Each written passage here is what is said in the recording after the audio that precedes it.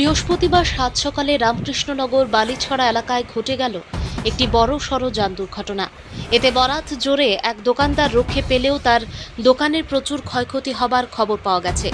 জানা যায়, এদিন স্থানীয় ব্যবসায়ী দীপঙ্কর দাসের দোকানের বিপরীত দিক থেকে আসা একটি সুইফট ডিজায়ার গাড়ি নিয়ন্ত্রণ হারিয়ে দোকানের ভেতর ঢুকে যায়।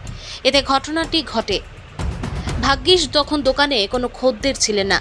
এদিকে দুর্ঘটনার বিকট শব্দ শুনে আশপাশের মানুষ ওকুস্থলে জড়ো হন।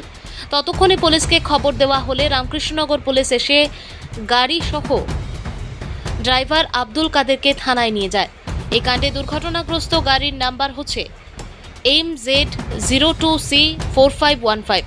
চালকের বাড়ি ধলিবিল এলাকায়। বাবার নাম খালিলুর রহমান। পরে অল্প বিস্তর আহত দোকানিকে চিকিৎসা করানো হয়।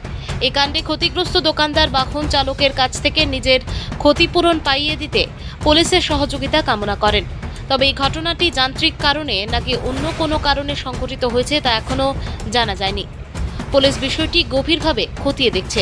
ভানুচন্দ্রের রিপোর্ট। আমার নাম দীপঙ্কর দাস। গাড়িটা আমি আসলাম দোকানের ভিতরে, গাড়িটা আস্তা ওদিক থেকে আইছে, খুব স্পিডে আসল গাড়ি আইয়া ওদিকে আমাই গেছে। মা আসলা অন্য চারু তো মায়া খালি চাপড়া ওটাই অন্য রাখছো তাই যদি ওদিকে যদি যাইতা না তে আজকে হয়তো আমার মাও থাকলো না। অন্য যদি কাস্টমার দুইটা বা থাকতে হলে আজকে কাস্টমারও থাকলো না।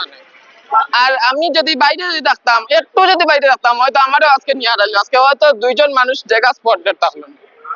যদি আজকে এই গাড়িটা যদি এর মধ্যে গাড়িটা মোটিফাইড গাড়ি কালকে থেকে খালি ডং ডাং করে শব্দ দেয়, তাদের গরমের মধ্যে এটা মাথার ধরে সাউন্ড খুব বেশি। মোটিফাইড মিজোরামের গাড়ি, তার লাইসেন্স আছে নিয়ে যে গাড়ি চালার। 6:40-40। আমার দোকানের তো আস্তা শোকে যুগে ভাঙ্গিয়া যোগী লাইন না, একবারে খুঁটি উঠি ভাঙ্গিয়া পুরা ওই যে পাক্কার খুঁটি আছে, পাক্কার খুঁটি উঠি ভাঙ্গিয়া নিয়ে ঢুকাইছে।